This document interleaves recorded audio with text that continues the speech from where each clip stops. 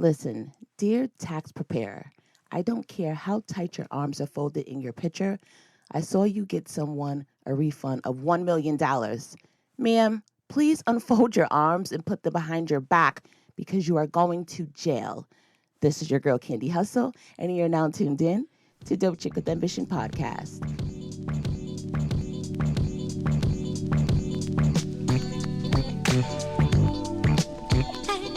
Let's go. Y'all, what's going on? As you can see, this episode is going to be about taxes. And y'all was already crying, thinking that the government was going to shut down. Like, oh, Lord, I'm not going to get my money.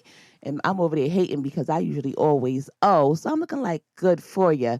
Yeah, I'm being a Scrooge. I'm sorry. But today, my guest is a mother of two. She is a very ambitious CPA. Now, listen. There's a difference between a tax preparer and a CPA. She's going to explain that to you because she's the expert, but I'm bringing someone on to educate you all, right?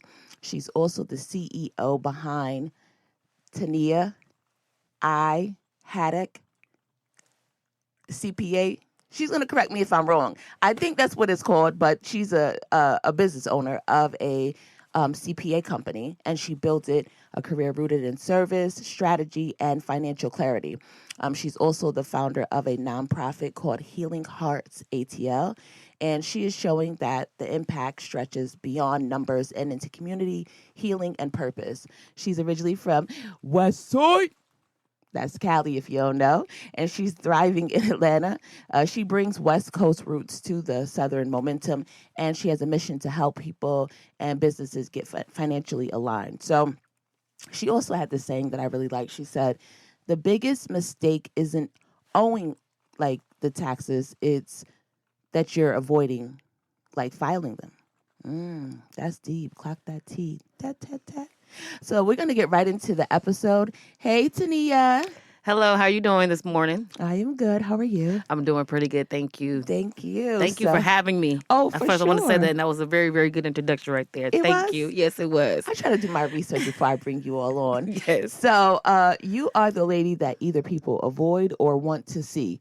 Because, hearing about your numbers or if you got to owe your money is stressful. So let's just get right into it. What originally inspired you to pursue accounting and become a CPA? Well, I started off first in the cosmetology field. In high school, I took a ROP class where they paid for us to go to cosmetology school. Okay. So you could pick any type of trade. They had welding, they had mechanics, and I chose cosmetology. So in high school, I was doing that. I finished high school and I finished that, got my cosmetology degree. I'm sitting at home, done with high school, done with my cosmetology degree, just sitting there. My mom's at work. My brother, he has a job. I'm like, what am I going to do with myself? Yeah. So a commercial came on, Healed College, okay? So I'm like, let me just go to college and get something. Let me do something with my life. So I called down there. I called them. They had me come down there to look at the school, check it out. They asked me what field I wanted to get into. I really didn't know at that time. But since I had my cosmetology license, I'm like, I need to learn how to sell and market myself. Let me do that. Let me do sales and marketing. So I signed up for sales and marketing. Like literally the next day I started school. That was one of those schools where they just put you in as soon as you went down there. So I started that and I took my first accounting class.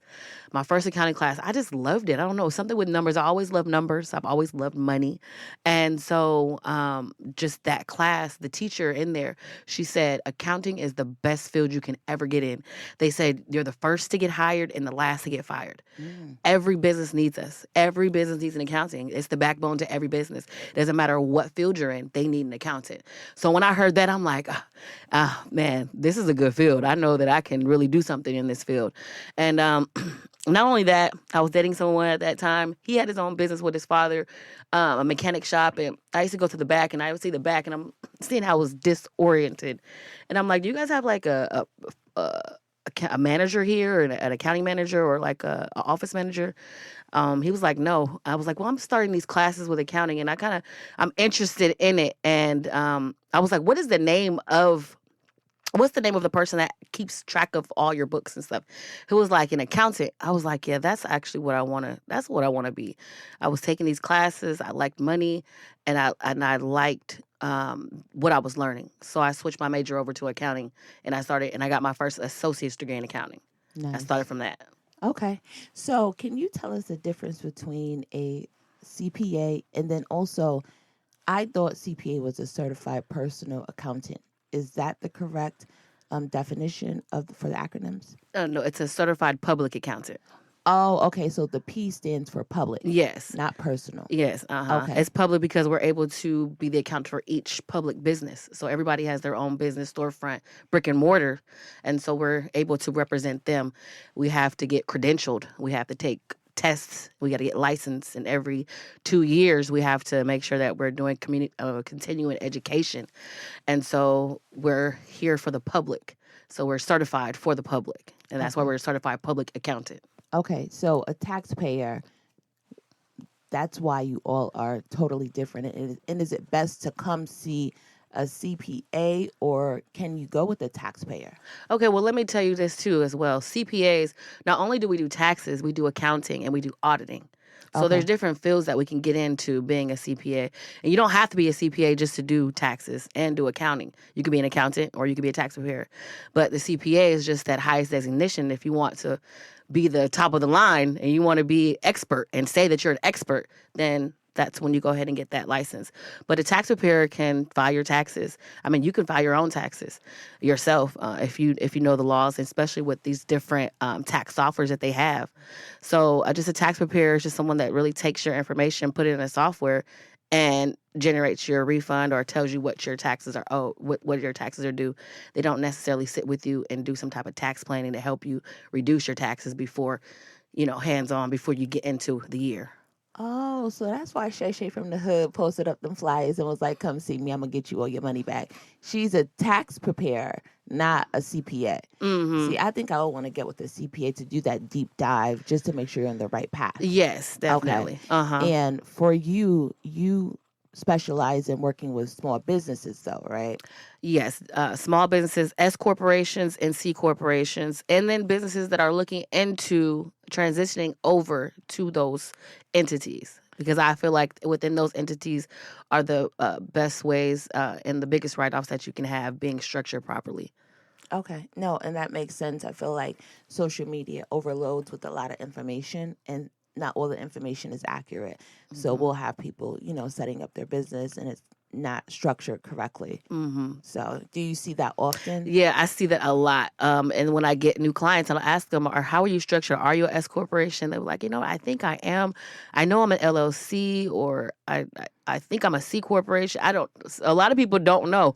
They'll file with the state. Because with the state, you can become an LLC easily and get your LLC. But if you want to become an S corporation, that's an extra step that you have to take and file paperwork with the IRS so that you can get that designation. And that is a designation where you are able to get some tax benefits being that entity. Okay. So for new entrepreneurs, what's the very first step, if you can go ahead and advise that when they're, saying, hey, I want to be a business, what's the first step that they should take on registering a business? So depending on starting off, definitely people get this confused. They think, okay, well, I filed as an LLC, now I get all these tax write-offs. Regardless if you're an LLC or sole proprietor, a sole proprietor is just, okay, you're saying you're going into business and you're making money. You usually register with your city and you get a city license. If you want to be more protected as far as legally, that's when you apply for an LLC. That protects you in case somebody wants to try to sue you. They can't take your personal assets. So regardless, your taxes, the benefits, the write-offs are still the same regardless of LLC or sole proprietor. And again, as I mentioned, you just get the LLC just to protect you. So starting off, you want to get a city license or get your LLC if you want to protect yourself. And that's just the first step right there. Okay. Those are solid suggestions. So who taught you financial literacy growing up and what lessons stuck with you the most? I can remember my auntie, one thing was, as far as credit goes, my auntie would always tell me, make sure that you keep your credit clear. Don't let no one use your credit, not even your mom use your credit, because credit is king and that's going to get you a long way. So with that being said, in the back of my mind, I'm like, okay, well, credit cards, no, I don't want to run up my credit cards. So when I finally turned 18 and I opened up a bank account, I remember the banker there, he opened the bank account for me and he said, "Do you want to get a credit card?" And I told him how I was afraid. I was like, no, I'm afraid. I don't want to get my credit messed up. My auntie told me how all these bad things that can happen, but he told me the difference. He said, no, it's what you do with your credit. A lot of people get credit cards and they buy things that don't generate any income for them. You're buying stuff. You're just buying expenses. You're buying liabilities. So when he explained the difference between having your credit, building your credit up, it made me feel at ease, and so I started that way. And not even that, I started reading Robert Kiyosaki books. I don't know if you ever heard of him. Rich Dad, Poor Dad. Oh, okay, yeah. Yeah, I that heard book about right that there, one. that I opened up. skimmed through it. Yeah, Yeah. that opened up my mind to so much. Somebody introduced that book to me at around 18, 19 years old. And that's what that's what made me just like my mind really opened up to the world and made me think of all these opportunities and these different things that I could do. And so sorry, I know I'm off on a tangent. No, you're fine. I like it. I'm off No, on a tangent. you're Now I got to good. circle back. I got to circle back. Hold on. Okay, financial literacy. So yeah, really, Robert Kiyosaki, Rich Dad, Poor Dad. That book just opened up to a lot. I started reading more books from him, and I just learned a lot. And then accounting, of course, the accounting field. It's a lot of financial things as far as learning and budgeting, keeping track of your money. So accounting field helps with that as well. Okay, so you're originally from Cali, West Side. Now, what part of California are you from? The Bay Area. Oh, you're from the Bay, so that's, don't tell me E40 and them. Yeah, that's where the Super Bowl is right now. Oh, girl, wait. I know. I know they are out there they right be now, turned partying up. right now. Yes. In San Francisco. That's where Oh, I'm my from. goodness. Okay, so you're originally from Cali. What made you come all the way over to Atlanta? What drew you to the city? I had came out here to visit one time when my auntie first moved out here. The same auntie that told me about don't let nobody use my credit. Okay, Shout out to Auntie. Auntie Shree, I love you. She moved out here first, and she would always say it's a lot of Black entrepreneurs out here because I had started my business back in California as Haddock's bookkeeping. So she already knew I was a hustler and she's seen it in me. And so she's like, out here in Georgia, it's really, they're thriving out here. It's a lot of Black entrepreneurs. They got houses, they have jobs, they're doing really big out here. So at a point, and when she first told me, I had my life was still going on out there. So I didn't do it. But it came to a point in my life where I had the ability to get up and move, and I took that chance because I wanted something different and I wanted better for me and my daughter. So I took that chance to move out here. I lived with her. I met the right people, introduced me to the right people where I was able to flourish my business, rebrand it, and then it started from there. I just I stayed in the same field. I finally got my CPA license out here. I came out here too to get away from the distractions so that I could focus because it's really hard to get that license. It's a 50% pass rate. So, Wow. yeah, it took me years. It took me years because I would say, you know what, I don't want it no more. I would give up. But then something inside me says, no, don't give up. Keep going, keep going. Once you get that license, once you get them, see that license behind you, the CPA, those 3 designations, it's like you've accomplished everything that you could in the field that you're in. I love that. So you're a mom, and you're a mom of 2. So you have your daughter, and then you also have your son. Mm-hmm. So what are some financial literacy tips that you would teach them? One thing is to use money as a tool. It's not something to hold on to. We make the money so that we can buy things. And we can keep the world, to keep going. Don't harvest onto it. Just understand that money flows. You make it and you spend it. You make it and you spend it. So the more that you do, the more that it will attract. And then, it just goes in a circle and it flows. Okay. Now, are you the parent that's starting their savings account, getting the life insurance and all of that stuff early, or you're waiting a little bit later until they're old enough to understand it? Well, I have a college savings account for them. It's called a 529. plan, and this is actually a tax write-off on the state side. I know in Georgia you can write off up to $2,000 per beneficiary, and you just contribute to this fund every year. It grows tax-free. You use it for college tuition. Actually, when Trump was first in office, he switched the rules. At first, it was only for college. Now you can use it for K through 12 private schools. So if you have children in private school and you're spending money, you might as well put money into this 529, save money that way, and use that money and pay for the tuition that way. So it's like a little effect. And that's how a lot of these tax, rules and deductions work. But you just have to really sit down and put it into a plan. Everybody has a different lifestyle. So everybody's life plan and financial plan is different. So that move that Trump implemented, that new rule, is that a good thing? Yes, it is a good thing because you can use that money now, not just for college. You can use it for K through 12. So like I said, So I'm a fair person. If somebody, does something that's good for us, I give them props, even though, don't rock with the kid just because I feel like his character is not good. But if that was something that can be beneficial to us, you will tap into that part. You have to take the good from the bad. You know what I mean? So it is what it is. But thank you for sharing that. Now, let's talk about people pulling up in the big body Benzes and Beamers, and they're saying, you too can get one of these if you get an LLC. True or false? Is it true or false? First of all, anybody get that if they want to buy it, right? So wait, with your business. And then with the business too, your business has to be established. Okay, you could buy a car in your business if the lender lets you, because they're gonna look at your business credit like they look at your personal credit. So if your business is not established, it doesn't have any record showing that you've borrowed money in the past, that you have financial statements to show to submit. Why would the lender put a car in your business in the business name? They're trying to protect themselves as well. Now, a lot of those people, they do buy it, but they use they personal guarantee it.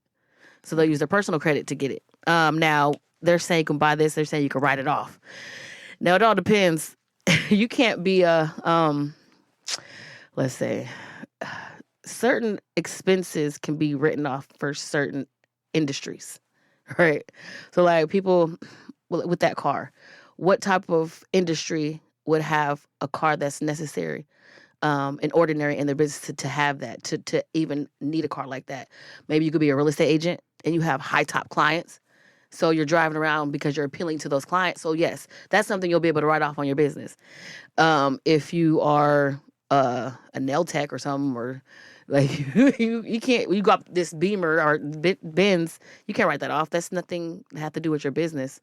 Yeah. So the IRS won't let you write that off. Okay, it all has to make sense. It has to be ordinary and necessary for your business in order to write it off, to be a legitimate tax deduction for your business. Just like when people were getting those business loans and they said they had 50 employees, they didn't have those employees. And so now they're on the radar because it was just like, you're lying. The numbers don't lie. Yeah. Right. Exactly. Okay, so it has to...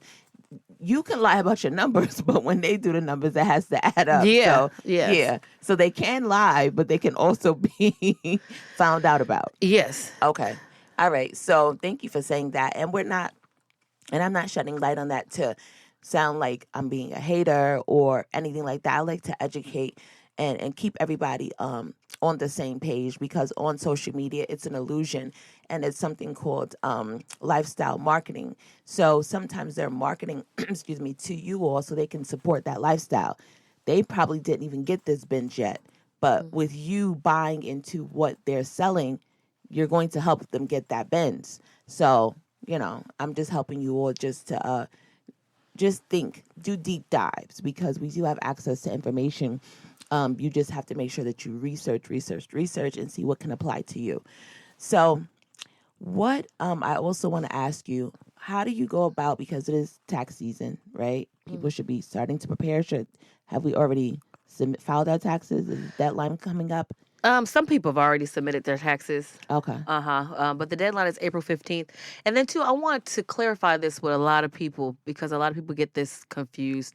They think that, April 15th, deadline, April 15th. However, there's an extension. So if you're not ready and have all your documents in order to file by April 15th, you can file a 6-month extension with the IRS, and they'll give you until October 15th to file.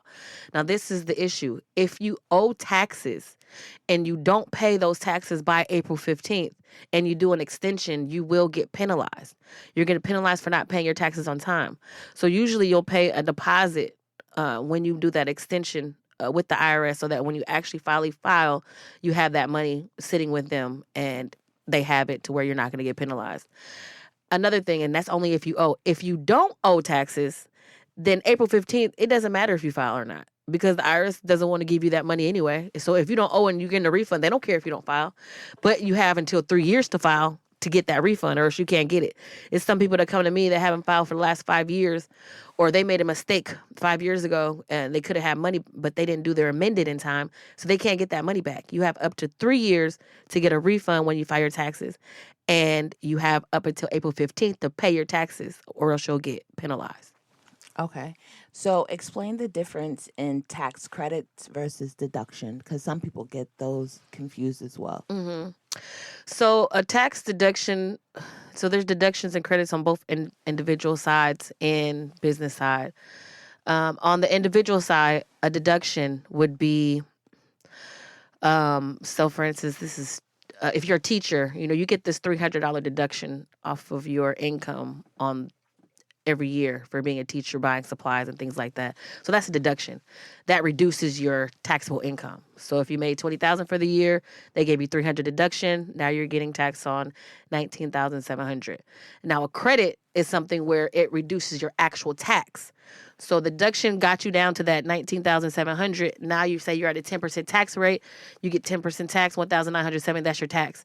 Now, if you had a credit like child tax credit, you have a child, and child tax credit varies. It all depends on your income. Let's say they gave you $1,500 for that.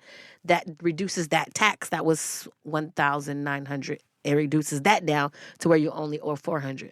So that deduction only reduced your taxable income. Then you get taxed, but the credit reduces that tax dollar for dollar. A tax credit is way better than a deduction, because a deduction, all you're doing is reducing your tax by that your tax rate amount. So the deduction, even if you had a deduction of $1,500 versus a tax credit of $1,500, it's still not as much savings as a credit having that deduction. So you always want to have some type of credits. For individuals, it's usually the child tax credit or income tax credit. And those really are the two main ones. That's why a lot of people that don't have children don't like to file, because you're not really getting any credits for real. You only get deductions for the most part, not having children. And then I try to tell people that don't have children to at least try to own a home, because you'll get some type of deduction that way with the interest from owning a home, property taxes. At least you'll be able to itemize instead of getting that small standard deduction they give you. So it all depends on everybody's situation. Now, speaking of children, people be going crazy, like social media showdowns, like, you filed, I filed, dad, baby mommy ain't gonna give me nothing for little son. Like, how many credits can you get per child? If you have like 5 kids, are you able to file a tax on each of those kids? Because people will be like, she got 9 kids? Her tax about to be off the chain. Is it really like that? Yeah, no. So that's why a lot of people with a lot of children, I see, they try to pass the kid off to someone and let them claim them. Because when it comes to the earned income credit, you can only get it up to 3 children. So if you have anything over that, you're not going to get anything higher for the earned income credit. But when it comes to the child tax credit, you get a certain amount per children. So if you do have like 10 children or 9 children, and you're able to get this $1,700 refundable child tax credit, that will help give you a big refund. But a lot of people just stick to the 3 and they pass their children off. But, the IRS is catching that. People are getting caught up. They're asking you to submit your birth certificate. Okay, so you have to submit your birth certificate and the person that you claim birth certificate to show some type of relation to how you're claiming that child now too. But so dad can claim if we have 5 kids, I can do 3, and then the father can do it, depending on if he worked and everything. Exactly, too, because the rule for the IRS is, where do they spend the most time at? Who makes the most money? Because there's a form, too, for people who have, like, joint custody and things, to see who really legally can claim that child. My goodness. Yeah, so y'all stop trying to, scan the system because they're they're coming down on everything, and it's crazy out here. And we see also, I want to tell people, when you get your refund, move quietly about it. I've seen so many situations where people are unalived because they're talking about how much they got back, and it's just like, don't do that. Be mindful. Now, if you are going to use some type of tax preparer service yourself, do you have one that you would suggest, like TurboTax, or like it was another one that was back in the day? I can't remember the name, but yeah. Yes, they have TurboTax, H&R Block. Intuit, is it? Yeah, Intuit has Yeah, that's that one. TurboTax. So TurboTax is really TurboTax, good. okay. I actually still affiliated with them a little bit, so I would recommend TurboTax. And I actually have an ebook for the everyday filer that they can download on my website, and it'll run through the different deductions and credits. It give you an explanation and tell you how taxes work as Okay. far as different filing statuses, why you would claim head of household versus single versus married filing joint, things like that. So the ebook is on sale right now for $19.99, and if you file your own taxes, I would definitely say grab this book so it can help you to understand and see what you're doing, if you're doing it correctly, different credits, different deductions that you might qualify for. So, and doing it on your own with TurboTax. Because, when you're doing these softwares, they're just asking you questions you don't really understand. You're You just going don't. through it. Right. You're just going through the motions. But if you can understand something, then when you understand it, you can do something proactive to saving money or get a larger refund. So That makes sense. So we're still going to go into business, and then we're going to go into some personal things, if you don't mind. Not too much in the hot seat. So you say that business compliance isn't optional; it's protection. Can you elaborate more on that for like entrepreneurs, or even those who have like a side gig working a 9 to 5, workpreneurs, I call them? So we can go back to the pandemic as an example. Back then, the ones who did get caught, they were applying for these loans and getting this money. Even the ones that probably were legitimate business, if they didn't have their business registered properly with the state or with the city, that's compliance right there. Just making sure that you're properly registered with your state, having your if you have employees, getting your DOL number, getting your EIN numbers, just getting all of those documents that you need to show that you're a legitimate business is basically what compliance is. If they try to come and say, oh, you weren't a business, you have all these documents to show, yes, I am. Okay. So just have your paperwork on point. That's pretty much what you're saying? Yes. Just be able to back up what you're presenting to them. Mm-hmm. Okay. Now, you are really a focused young lady. Your social media handle has ambitious woman. Ambitious woman. I wanted to make sure because I knew it was numbers as well. So that's what drew me to you because, of course, dope chick with ambition. And I'm like, oh, she's saying that she's ambitious. Mm-hmm. And I definitely see that. You work out, you try to be spiritually aligned. You are a mother. You have your business going. So how do you motivate or stay motivated to work out, juggling your business and your family and making sure that you're fit and financially fine, girl? Hey. Well, fitness to me is a lifestyle. I had been on this fitness journey for years. I've always challenged or struggled with weight ever since I was in high school. And so getting into the gym, that's always been my home. Sometimes I fell off. And that's when the weight would come back, maybe many depressions that I would go through. But I always found myself to go back to the gym because that's what helps ground me. It makes me feel good. The adrenaline, just the feeling I get when I leave. A lot of times I don't want to go, but I still get up and go because it's part of a routine. It's just in my daily routine for the most part, 5 days out the week. And then too, I have a gym to where I pay a lot, so I'm not going to waste my money. So I'll make sure I'm there. And if I miss out of my 5 days, if I go 4 days that week, that next week I'm there 6 days, so I can make up because I'm gonna get my money's worth. You got to get your money worth. So kind of like that, and it's accountability. Just going there. It's just a lifestyle for me. So I love that, and that helps me to be grounded. I come home. I work from home, so it's easy for me with my children. to manage everything together, my business, working from home, and all of that is just, I found a way to manage it all and balance everything. Amen. And you're doing good. So I wanted to give you your props. I mean, life can be life and for us, but you get back up. And you said that you're an Aries, and that is a quality of an Aries. You guys are very determined, spicy, which I determined. And shout out to my grandma because she's an April Aries. Yes. You are as well, right? Yes. Yeah, shout out to you. So what's one thing that listeners can do this week to like kick off improving their financial health? Like, just, I guess, change their habit with money. I'd say one thing, go back, look at your bank statement for the last 3 months. Go through and scan it. See where your money's going.